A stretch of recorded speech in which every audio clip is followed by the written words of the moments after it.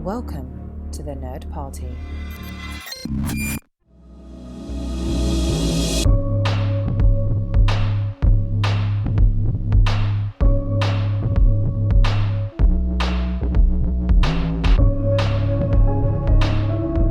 Welcome back to Houselights, our director discussion show here on the Nerd Party Network. This week, we're finishing our look at the selected works of Michael Curtiz with the VistaVision holiday comedy We're No Angels, starring Humphrey Bogart, Peter Ustinov, and Aldoy Ray as three escaped convicts on Devil's Island. This play to movie to adaptation is filled with humor and wit.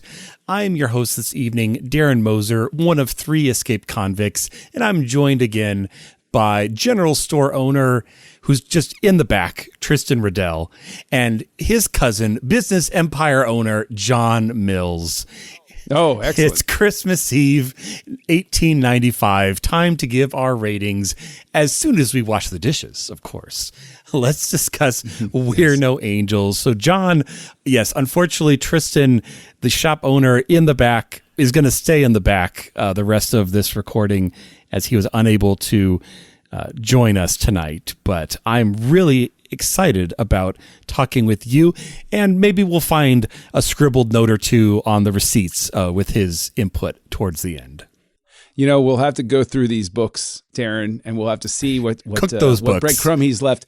You know, he said he found a small, colorful necklace in his uncle's bed shirt, but he didn't get bitten. It was just he got a little nick. Okay. Little nick on his finger. Well, if you haven't seen that movie, that's very bad. But no.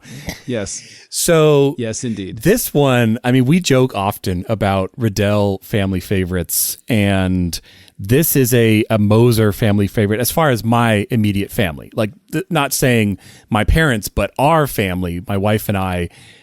This is one of our favorite Christmas movies to watch each year. You know, she's a huge Humphrey Bogart fan. Was very offended when Tristan gave Casablanca a 4 last week.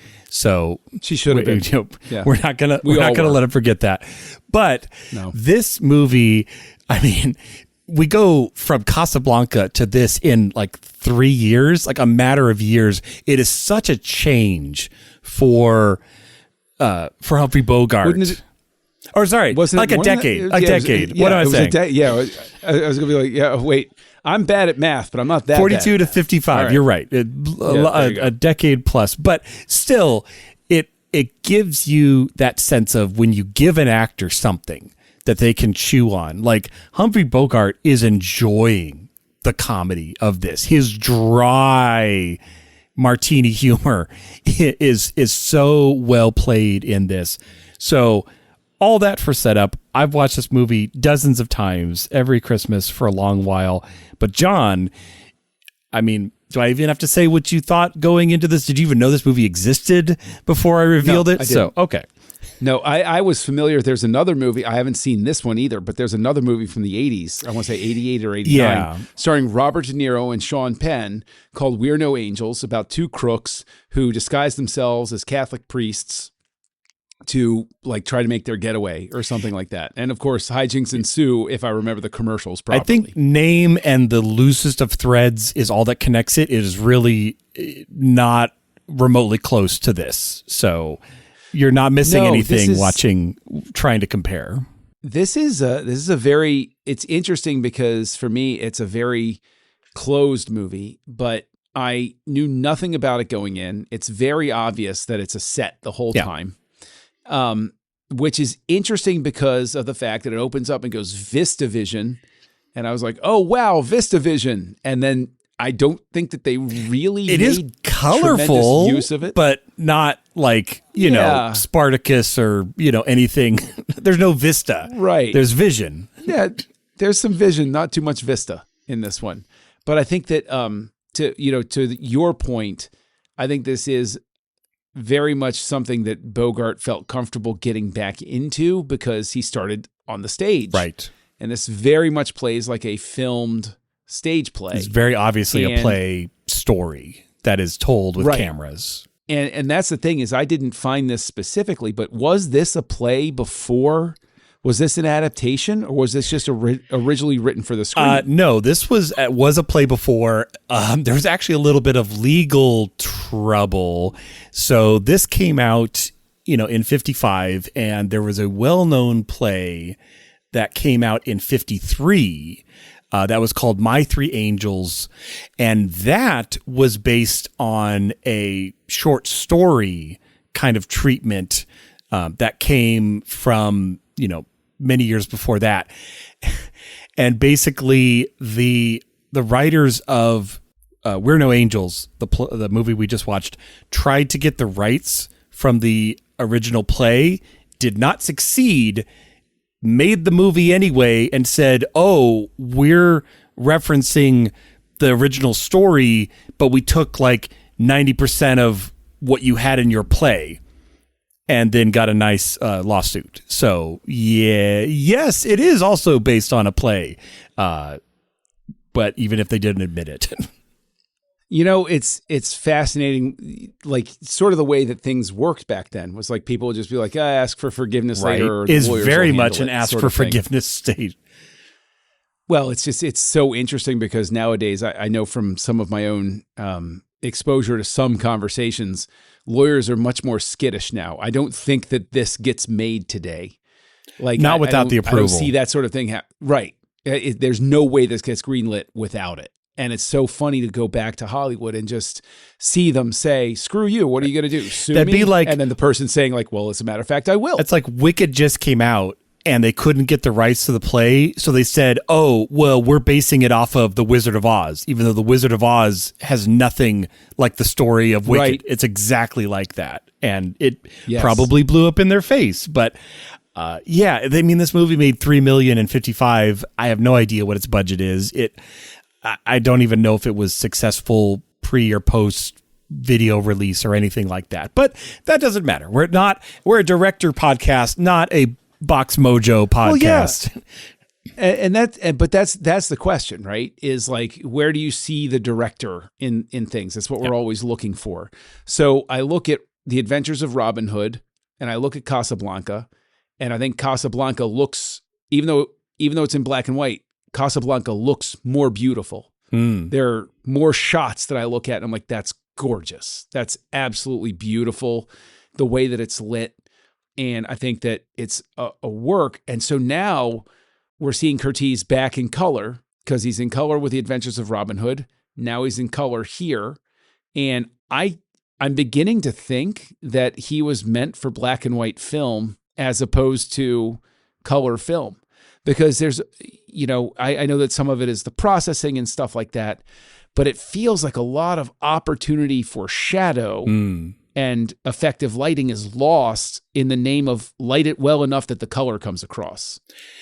And it's difficult. No, I think you're on to something because this is a very flat movie, color and lighting wise. It does not have very much depth. I can't even think of a single shallow depth of field shot in the entire movie. And that's not necessarily a bad thing that that's how it goes, but it's definitely, like we said, not, there's no vista for all of this. So ultimately, I think the strongest suit, even though it's not visually, is the writing, the dialogue. It is so snappy. I often will say a comedy is really memorable to me if it has those quotable lines. It has to have them. I don't know a single comedy I don't love that doesn't have. And there's just so many lines delivered.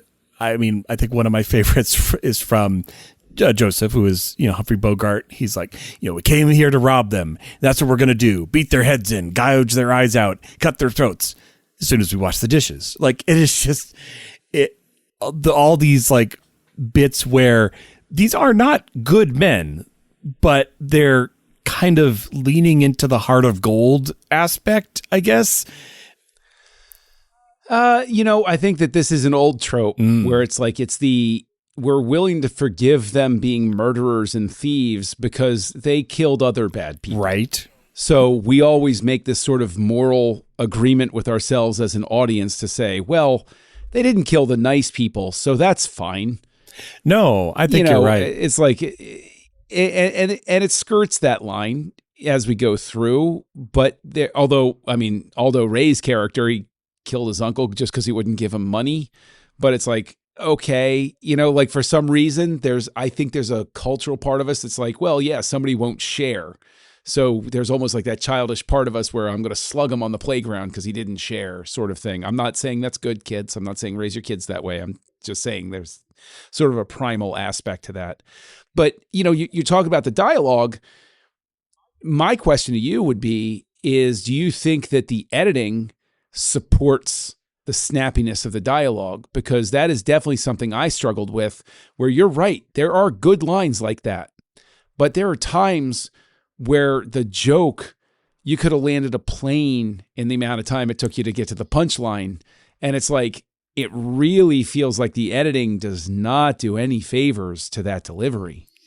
I think with certain characters, I think for Felix, the dad, he is a very slow delivery guy. Like his trope is kind of the bumbling, I'm kind of childish, I'm not really there, I'm doing my best, but everything is kind of just happening to him. He doesn't really instigate anything in this movie. So yeah, there's not much in his lines. I think Bogart is the best deliverer of lines in the whole thing. But I see your point that there are times where, I just read that quote and I read it rather quick, but it doesn't necessarily guarantee that if you watch that quote, it's going to come across the same speed. And you're right. Half of a joke is the timing and how it lands. Well, and I think that there are also moments where there are moments where it's like, oh, somebody came in up front, and it takes just as long for somebody to walk to go to interact with the old woman that came into the store as it would to watch them walk from one side of the stage to the other. And I'm sitting there in my brain practically screaming, you could edit this. Right. You can just say, there's somebody out front, cut, he's walking in. You've saved, and I know this sounds silly, but you saved 3 precious seconds of my time to get me to land there quicker. And the thing is, the editor, Arthur Schmidt, he worked on films by Billy Wilder. He produced on 7 Jerry Lewis movies. So I think the issue might be that he's editing for a certain type of film comedy where there's a lot of visual energy going on in frame. I don't think that visual energy exists in this blocking because it is a lot of dialogue humor. It's dialogue humor that's missing the slapstick of the Three Stooges, right, to sustain the dialogue. And that's where the cut sort of lets it down, I think. And who knows, that could have been a direction to, this is a play. It's like a 35-minute play and we have to stretch it out to, an hour 46 or something like that. Maybe not that much of a stretch, but, where the editing is looser to kind of make it feature length feel, but maybe there's not enough meat on that story bone that if it had been edited a little quicker, you lose like 30 minutes of runtime. And all of a sudden you're like, well, then why did we spend all this time when it's not even long enough? But that's exactly right. It's 106 minutes. And there's one cardinal rule of comedy is make it fast. Yeah. Don't give the audience time to ponder a joke. Just move quick. And the thing is, I know this film is special to you. I know you love it. So I'm not like trying to hammer on it here. I'm just saying, like, there are definitely moments. It's 106 minutes. I would bring this down to 90 minutes. And I think that solves all of the issues I have with it if you just trim it down. Well, and there are definitely moments where you feel like you hear the walking across the stage. Like it feels like you're feeling every step. Whereas, hey, it's not a play. You don't have to wait for your actor to get across. You can cut or trim.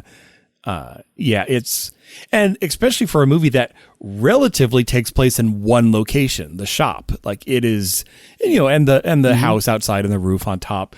But besides that, we're up at the front port maybe a handful of minutes, but it's a very singular location type of movie. Now, there are some other actors, in this. Obviously, Humphrey Bogart is the big name. Aldo Ray, I hadn't seen in anything besides this. But Peter Ustinov name caught my eye, that he has been in lots of things. He's been Poirot in a couple of movies.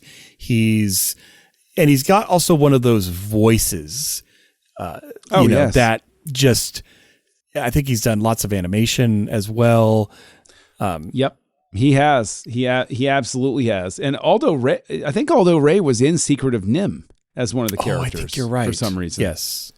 I think he was, and actually there's one of his kids was Eric DeRay, who was he played Leo Johnson in Twin Peaks, one of my favorite TV shows of all time. So, go figure. So there's Hollywood royalty line on that. But yeah, I think he was in Secret of Nim. But Ustinov was like everywhere for a time. Yeah. Yeah.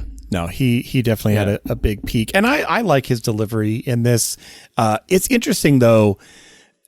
Let's circle around to Basil Rathbone for a moment, because I think that's another, maybe not large name, but a known name. For sure. And this is one of the first films that he had done after kind of rounding out his tenure as Sherlock Holmes. And so he's kind of getting back into I can play other things, besides, and he's playing the baddie. He's playing gosh, I mean, he dies, but I don't feel sorry for him at all. Like, he is such a despicable person, greedy and Scrooge-like and manipulative. But see, isn't that the thing that gets back to, we're willing to forgive them because they murdered bad people, except they for maybe Aldo Ray's uncle. It was, the snake. They happened to not tell him that it was not a bad idea. And no, it's... But what you're saying is, like, we don't feel pity because he was a nasty man. And it's like, sure, he was a nasty man, but, you flip it around to his perspective. I mean, because we love doing that now. We love playing sympathy for the villain. Yeah. Look at Wicked, which you mentioned earlier. Okay, this is a dude who's poured a ton of money into this store, and his inept relative is just losing money left and right and getting robbed blind. I'd be pretty pissy too. Like, I'd show up and be like, okay, this is the story gives him enough negative characteristics that we feel justified in his passing. But you're right. They're on paper, on the printed receipt that comes like a fruit roll up out of the roll. He's not wrong. He's a businessman in the 1800s. Well, but his son, his son's a total d-bag. Yeah. Absolutely. That guy's just trash. John Bear, but yes, Paul was. Yeah. And again, you have, it's very, we say comedy, but it's also a little romance, a little, coming of age, a little story, but it's a very interesting, like, I even said it's kind of a Christmas movie because it kind of takes place at Christmas, but it's kind of a little bit of everything. It doesn't neatly fit in any category. Well, I mean, taking place on Christmas in the islands, so you get this sort of vibe going with it, which is, they were prefiguring the cruise industry of the modern world, where everybody goes to the islands for Christmas on a cruise.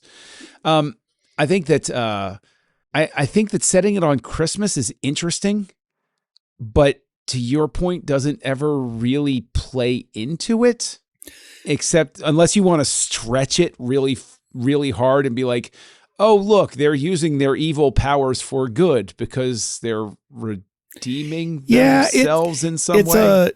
I wish I could remember the explanation fully, but I found an article years ago that talked about Christmas movies, and it had classified them as different like levels. Like a level 1 was literally about Christmas, like almost biblical, like the Christ story, or something like Santa Claus.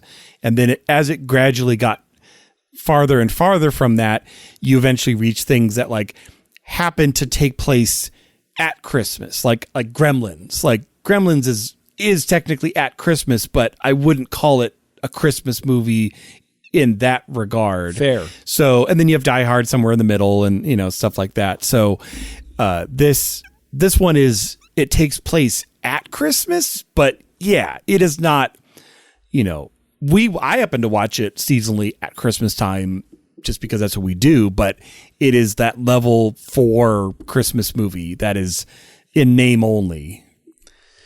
I love that there are levels to Christmas movies because that explains a lot about life and why there are so many things where somebody's like, that's not a Christmas movie. What are you talking about? But, that's fair enough. I think that you can twist yourself into reasoning why it's Christmas. I just wish there was more direct sort of some way to tie it.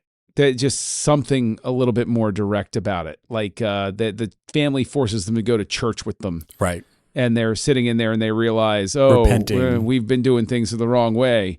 Okay, well, we'll kill these people and then we'll turn ourselves in at the end. Because I honestly think that this movie gets away with what it does, especially in this era of film, because at the end they decide to go back to prison. Right. So there's no escape. They're scot-free. They're going to get away, and they choose to go back for their punishment. Granted, with snake in hand. Right. But what are you going to do? Yeah. No, you're right. And again, this is definitely a nostalgia one for me. It's, it's fun. It's comforting. I know all the lines. It pops up and is just replaying in my mind as I'm watching it. I'm not like, oh, that's right, I forgot about this. No, you don't forget anything about this movie. It's so simple and straightforward. Mm-hmm. But it's also just, it's a chuckle movie. It's a movie where they say the different lines and you get a little bit of laughs in there. It's definitely not a take it too serious movie. That's for sure. Yes, that is for sure. I think that the one part of the movie where I'm talking about, I bring it down to an hour and a half, is Gloria Talbot doesn't seem completely, look, and I'm not just going to Isabel, target her. the daughter. Yeah. Isabel, the daughter, but also Aldo Ray. Those are the two performers in this film where it feels like they're there because their contract demanded it. Where it was like, look, you're going to do this movie, you're going to do this other movie. And they were both like, oh, well, all right, Bogart's going to be in this one. Yeah, okay, we'll do this one. Right? It doesn't feel like and there are a lot of movies like this from this time period where it's like their contract players. This is studio. They're going to be in something. Yeah. And it's like, that's just it. They're got to be in something, kid. So which one is it going to be? All right, I'll take this one. And it's just like, I was available. I just don't think that her character gives her a lot of opportunity to do anything interesting. No, she's very scenery and propish in that a lot of stuff is happening to her. This is also, I said at the beginning, this is our selected works of Curtiz because my goodness, that man put out 6 movies a year for decades. That he was just cranking them out. So this is just another one that I happen to be familiar with.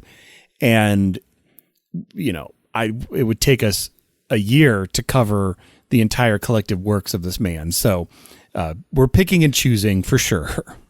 No, but what's interesting is that the actor's name is John Smith. Wow. To be the guy in Hollywood that has that name, congratulations, sir. And he plays the medical officer that he exists just so Isabel can have a happy ending with a guy. And what's crazy is he has more screen presence in his so much screen presence. But in 36 seconds than Aldo, I'm like, I would rather had Aldo Ray be this dude and have this dude in. I think he would have brought real life to Ustinov and Bogart. I honestly feel in my heart that Aldo Ray was just not the right actor in this trio. And I think the movie suffers because of it. I think Bogart is definitely, he's showing up and he's playing a stage play. Ustinov is being Ustinov, which is just, I'm British charming. Yeah. Cool. That's those fine. Work. And Aldo Ray, it's almost like you can see him, and I'm not making any comment against the guy or anything like that, but in this specific instance, he very much comes across as a guy who's waiting for his line. He's like, okay, I'm going to wait. I'm going to wait. I'm going to wait. This is what I say now. And then he's done.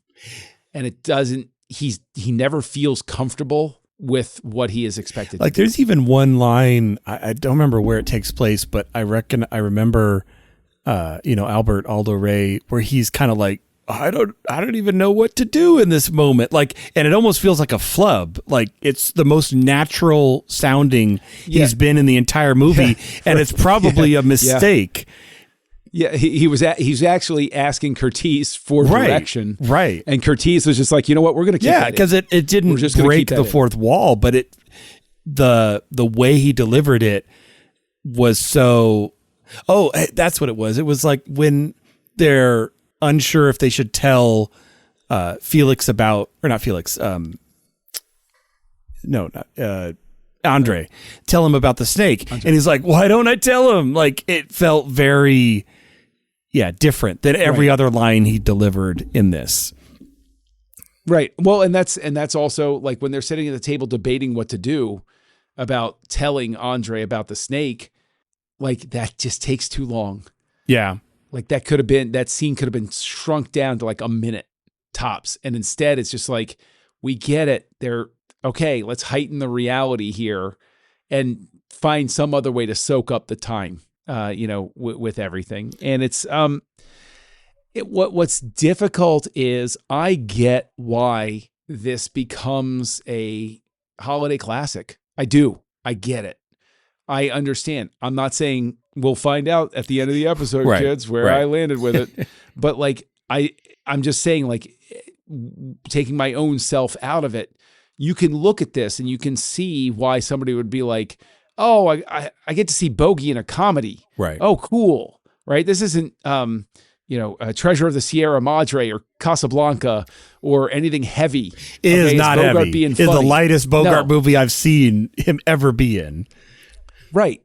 So that in and of itself, I think, is where the movie is trying to really lean, where it's Humphrey Bogart, you never see him anywhere else. Right. And it's well, that is a plus because I love Bogey and sometimes you just like seeing an actor stepping out of his element and doing something completely different. You know what? This is not a one-to-one, but Tom Cruise in Tropic Thunder. Oh, yeah. The whole joy of that is figuring out that it's Tom Cruise and going, oh, wow. Oh, that is the last thing I would expect Tom Cruise to do. Well, and yeah, I think... For me, or this is definitely the type of Christmas movie where it is very important if you were raised on it. Meaning, if it was something you grew up on or it was a classic or something like that, or you impart that bit of nostalgia, it goes a long way. So for that, that's my wife, watching it over and over, growing up and then carrying that through to our family. I think for me, it makes you think of A Christmas Story. Christmas Story is a great movie, but I have no personal connection to it. We didn't watch it growing up. We didn't own a copy. I watched it super infrequently. So I do not have a nostalgic draw to that movie. And I think it's one of those movies that a nostalgic draw helps. I'm not saying it's flat without it, but it definitely rounds the sharp corners. It's the type of thing that can take an amusing film to a tradition. I get that. Absolutely. And it's, that's a fair point because this is a movie that's been around for so long that how can you possibly, begrudge something like that? But, additionally, there are certain things that are vestiges of the time that I wanted to ask you about because have you shown this movie to your kids? I'm trying to recall now. I think we have. Yeah. No, we've shown it because it's, it's tame as all get out. It is. Yeah. Well, the thing is though, Aldo Ray does a couple of, that is true. I think we showed jokes and also a couple of physical touch moments where it's kind of oh, if I had a son, I'd be hey, you don't behave like that guy. It's played for humor. It's been a couple months since Christmas, and I'm trying to recall if we have. So I can't definitively remember if we've shown it to them, but to your point, that stuff is all played in such a way that kids will. It would go over their head. Get what's being. Yeah, they won't get it at all. So I guess that's to its advantage or whatever. And and the thing is, there are things that I legitimately enjoy. Like I think Ustinov, when he's doing a safe cracking bit where he runs his hands up, he's sensuously running his hands over, and he where finds to just strike the perfect it spot. And he does a little karate chop very lightly, and the thing just, whatever it is, whether it's a door, a safe, or a suitcase, it just opens for him. That's very cute. Yeah. It's a very cute bit. It's like, man, were safes that bad back then? Because, he's not even picking it. He's just like, thunk. Yeah. Yeah. No, not at all. Not at all. No. Yeah. And Bogey's, forging documents and, all of that. Like they were interesting. I think that was also what kind of hurt Aldo Ray's character is he was kind of the dumb muscle, I guess. Like if I had to define him as a role, there was just nothing else, the womanizer, there wasn't a lot to chew on with like that character that made it comical. He was just kind of there.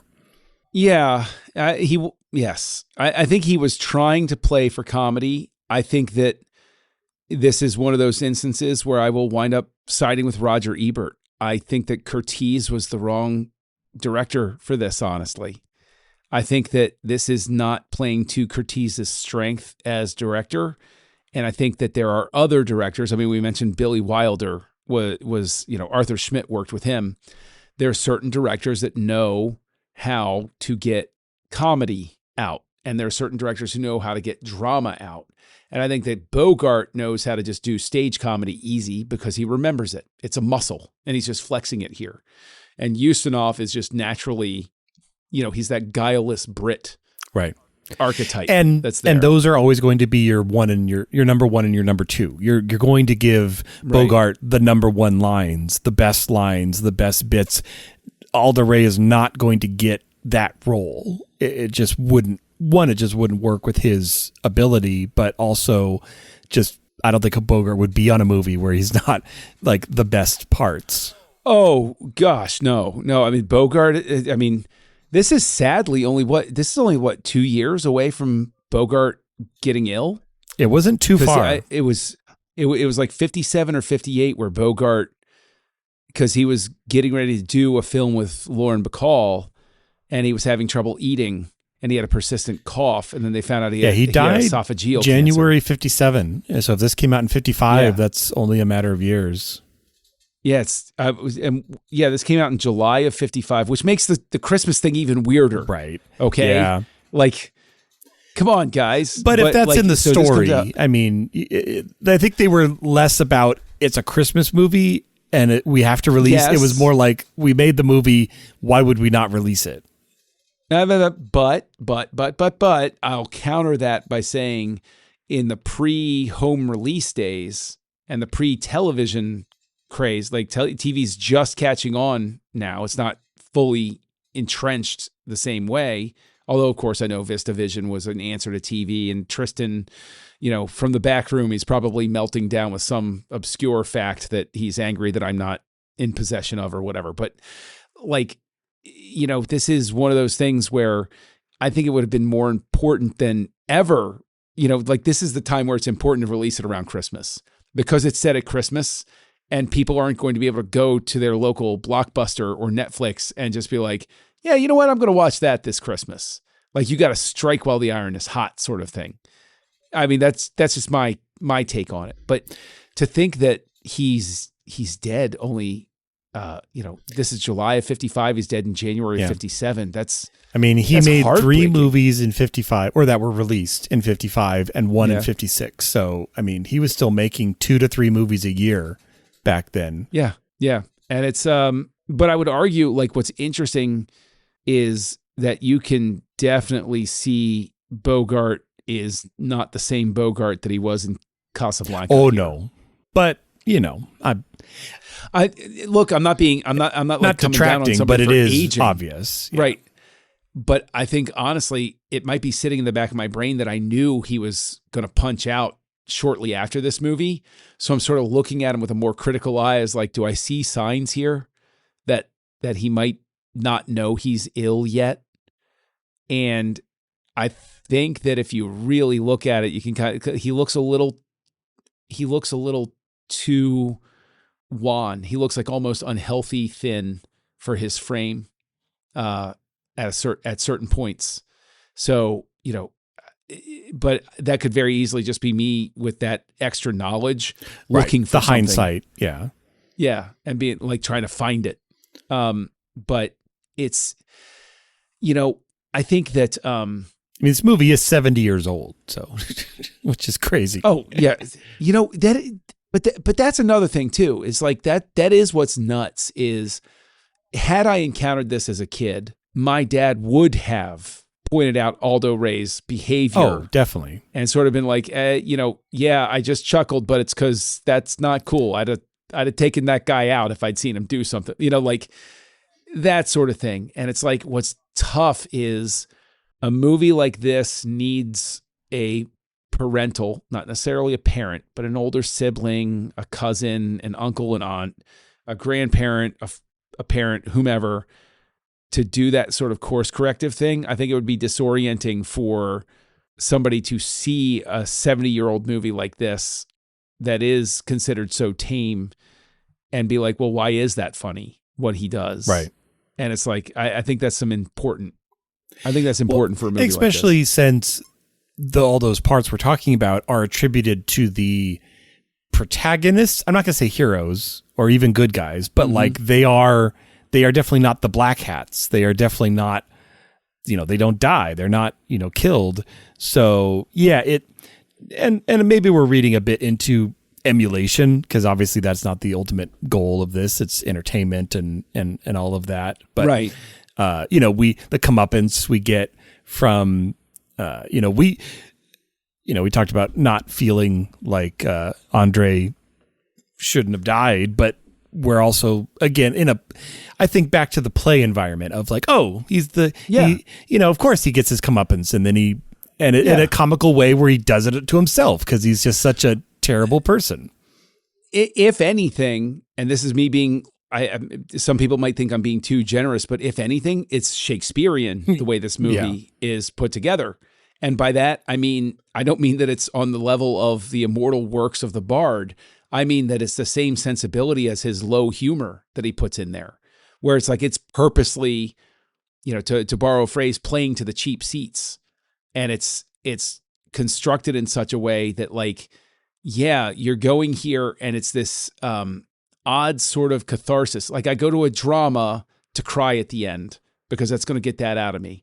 And I come to this movie and they're the three convicts, but I'm seeing that they're maybe a little more charming. Like these are guys that I might be like the wife where I'm like, don't hang around with those people. But you find out that they're not necessarily the worst people in certain circumstances sort of thing. And it's like, okay. And we've seen movies where, criminals have a code, have something where they won't cross their line. And even though they talk a big game, there is kind of a code implied in how they act where they don't kill the family. They don't,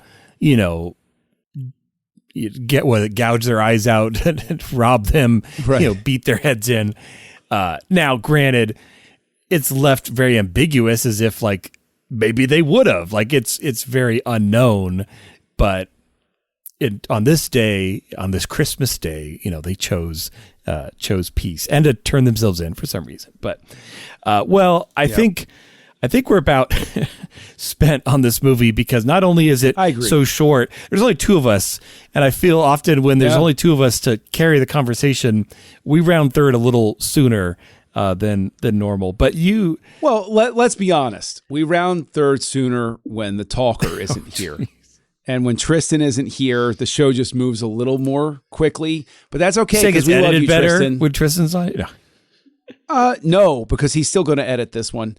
But I think that, it's one of those things where, Tristan, we love you and we want you to get better. We're going to put up the big Safe Ferris sign here as our show art. So, You can just go Tristan ahead. Tristan is fine, just so everyone knows.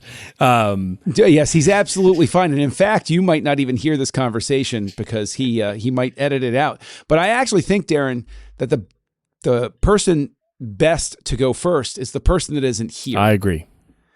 And so I am going to give, actually, because he has communicated by the long receipt. He's handwritten everything in his uncle. Tristan is a giver. Forged his uncle's hand. And these are Tristan's final thoughts. Michael, you know what? Let me read this dramatically enough. Michael Curtiz directs Humphrey Bogart in a Technicolor Christmas comedy about convicts doing bookkeeping, which is roughly as coherent as it sounds. The total discord is jarring. Bogart scowls through his scenes about profit margins like he's being held hostage. Ustinov performs as though auditioning for a different movie. This film cannot decide whether it's noir or an off-Broadway play, so it splits the difference and becomes neither. Curtiz has VistaVision at his disposal and uses it to film people standing at a counter watching Rick Blaine do his taxes. Adolf the Viper is literally the deus ex machina, except the machine is a reptile that conveniently bites whoever the script needs dead. It's the laziest dramatic device I've seen outside of a tornado killing Pa Kent. At least commit to the absurdity or don't do it at all. 2 stars. 1 for the snake's agent. 1 for Bogart's barely concealed contempt for the material. And that, ladies and gentlemen, is Tristan Riddell's final thoughts and rating for We Are No Angels. You sounded just like him. I thought he was here in the room with us. You know, I've been honing my impersonation of Tristan, and I feel that right now nobody could tell the difference right now. Our listeners, you could have made all that up, and it's so convincing that they would believe you. I was not reading from a piece of paper. I was channeling Tristan. That's what I was doing. All right. Well, I'll give my rating second.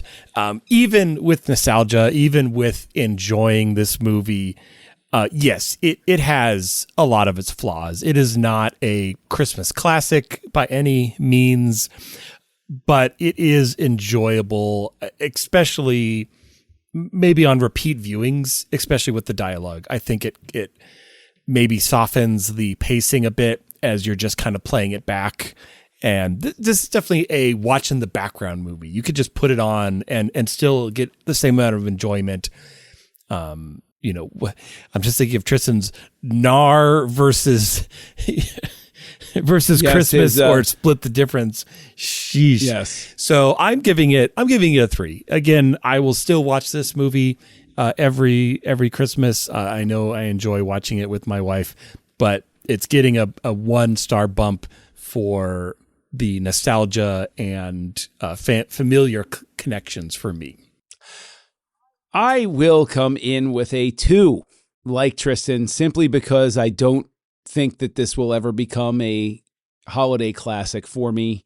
I think that, like I was saying earlier, I get why it works for some people. And that I'm not saying that as like for some people. I'm not being dismissive the way that maybe Tristan would be. I'm saying that like I see where this could work. It just doesn't work for me. And I think that the part I struggle with the most is I think that the whole daughter subplot could be cut completely. I don't think it adds anything. I think it's 16 minutes too long. And I think that Aldo Ray, God bless him, is just not right for this part. And I think those things combine to take something that I feel like was within reach of becoming like a 2.5 or a 3 and just rooting it to a 2. It's just those 2 things I can't get past. So, that's all 3 of us. I agree. There you go. Although I will also add that if we were to ask Tristan, I'm pretty sure, how he felt about the editing of this movie, I could just picture, guys. Oh, no. Actually, strangely enough, I forgot. No. There's actually a paragraph that I was cutting for time. Tristan actually wrote a whole paragraph about how he thinks that this editing deserved an Oscar and like the film doesn't deserve an editor this good. We'll have to ask him next week why he feels that way. Next time.